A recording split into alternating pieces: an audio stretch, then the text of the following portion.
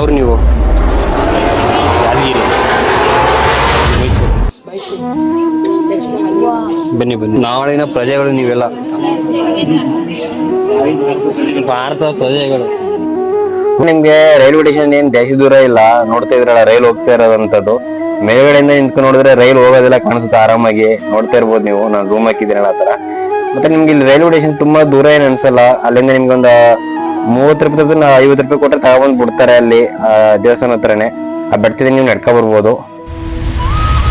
ನೀವೆಲ್ಲಿ ನೋಡಿದಿರಲ್ಲ ಟ್ರಾನ್ಸ್ಪರೆಂಟ್ ಆಹಾರ ಧನ ಅಂತ, ತುಂಬಾನೇ ಇಷ್ಟ ಆಯ್ತು ನಂಗೆ. ಯಾಕೆ ಅಂತಂದ್ರೆ ಫುಲ್ ನಾವ್ ಏನೇನ್ ಅಮೌಂಟ್ ಹಾಕ್ತಿವಲ್ಲ ನೋಡ್ಬೋದು, ಆ ತರ ಇಟ್ಟಿದ್ರು. ಬನ್ನಿ ಇವತ್ತು ಎಲ್ಲಾ ದಿವಸನೂ ಒಂದು ರೋಡ್ ಹಾಕ ಬರೋಣ.